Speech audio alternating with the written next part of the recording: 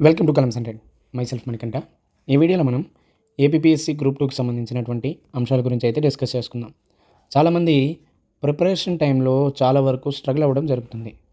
ఎందుకు స్ట్రగుల్ అవుతున్నారు అనే విషయం గురించి, అలానే గ్రూప్ 2ని సింపుల్ వేలో, ఈజీ వేలో ఎలా అర్థం చేసుకొని ఈజీగా క్లియర్ చేయొచ్చు అనే అంశం గురించి ఇక్కడ మాట్లాడుకుందాం. మోస్ట్లీ ఒక 5 to 10 minutes, అంతకంటే ఎక్కువగా అయితే చెప్పను. వన్ థింగ్, చాలామంది చేస్తున్నటువంటి తప్పు ఏంటంటే సిలబస్ని ప్రాపర్గా చదవకుండా వీళ్ళు చాలా వరకు సబ్జెక్ట్ని అయితే చదవడం జరుగుతుంది. మీరు ప్రాపర్గా సిలబస్ ఏమిచ్చాడు అనేది అర్థం చేసుకుంటూనే ఏపీపీఎస్సీని అర్థం చేసుకున్నట్టు.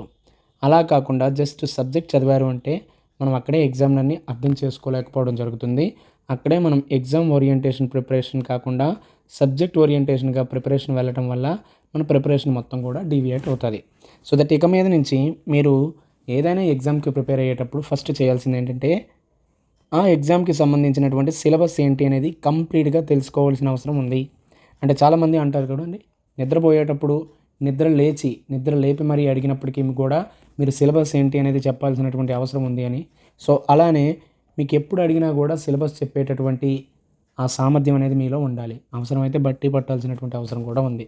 ఇది కేవలం గ్రూప్ 2 కాదు, ఈవెన్ గ్రూప్ 1 కావచ్చు, SI, PC, SSC, RRB, even యూపీఎస్సికి ప్రిపేర్ అయినప్పటికీ కూడా ప్రామాణికమైనది ఏంటి అంటే సిలబస్. ఆ తర్వాతే మీరు ఎప్పుడైనా సబ్జెక్ట్ని చదవాల్సిన అవసరం ఉంటుంది.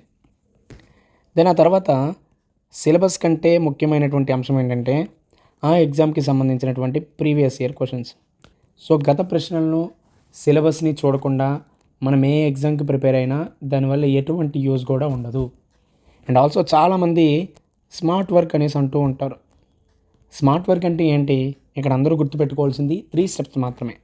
ఒకటోది, మనకి ఆ ఎగ్జామ్కి సంబంధించినటువంటి సిలబస్ మీద పూర్తి అవగాహన అనేది ఉండాలి. అవేర్నెస్ అనేది కంప్లీట్గా ఉండాలి.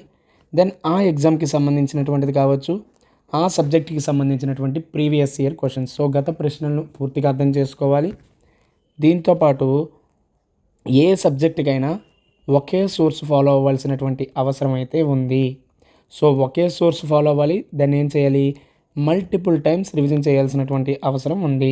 సో దట్ మీ యొక్క ఎగ్జామ్ ప్రిపరేషన్లో మీకు ర్యాంక్ రావాలి అంటే ఈ 4 అంశాలను కూడా ఫాలో అవ్వాల్సినటువంటి అవసరం ఉంది.